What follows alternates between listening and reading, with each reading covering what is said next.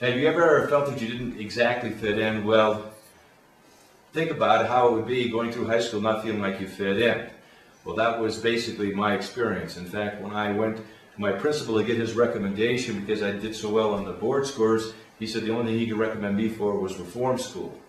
Fortunately, there was a whole program designed for people like me, for non-achievers, and as soon as I got into that program, I excelled and did extraordinarily well. I then went on to law school, and during law school at University of California, I lived in the Haight-Ashbury where a deviant would probably live, and in fact, I noticed that one guy had painted one of these Victorians, sort of an ugly, multicolored, and I said, wow, you know, those could look really beautiful if you painted them tastefully but still brightly.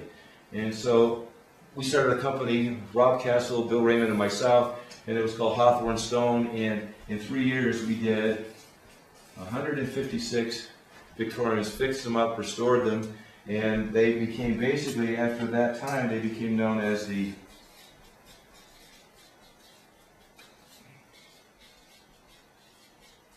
Painted Ladies. And it got to the point where we restored so many that the price that people were paying for these things, we couldn't really afford to make any money. So we looked at where we were, and my goal was at that time was to have $500,000 cash flow and $5 million net worth. And this is in the 70s, so not like it is today, but at that time, I said when I had that I was going to retire, and lo and behold I had it, and so I retired. And sitting around wondering what to do, people then started to ask me if I'd be willing to teach, and that's the ultimate irony, was that I was one of the worst students ever. I made the upper half of my high school class possible, and so I decided that if I was going to teach, I'd have to teach a different way. So I went and found a guy in Bulgaria named Lazanov, and what happened there with Lazanov was that he taught me about right brain, left brain, and music, etc. And so the type of teaching we've been doing has been very, very different. It's experiential. It's not, you don't sit in the classroom, you don't have to go to sleep. You're very, very interactive.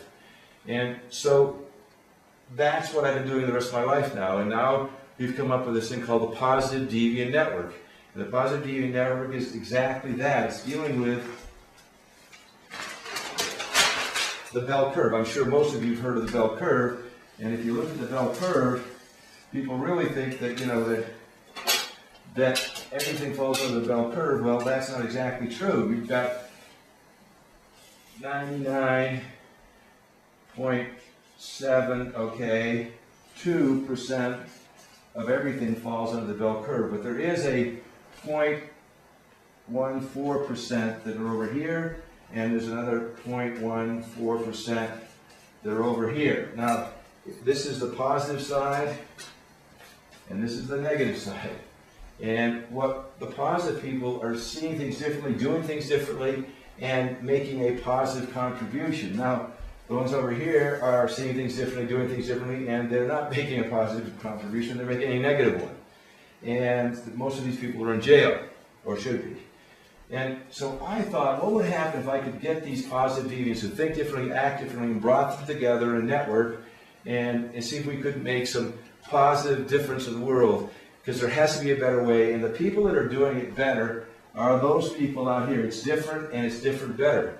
So the Positive Deviant Network is what we founded. This is what I'm doing, and the idea is to bring together the best positive deviants in the world and see if we can't work together cooperatively. We've got two major projects that we're working on. One is in prisons, and one is with kids who are at risk of falling out and not graduating from high school. And 72% of the kids who are in prison did not graduate from high school. So we've actually got stopping them here, and then those in prison, to train them to come out and use their deviants instead of being over here, but to use them over there.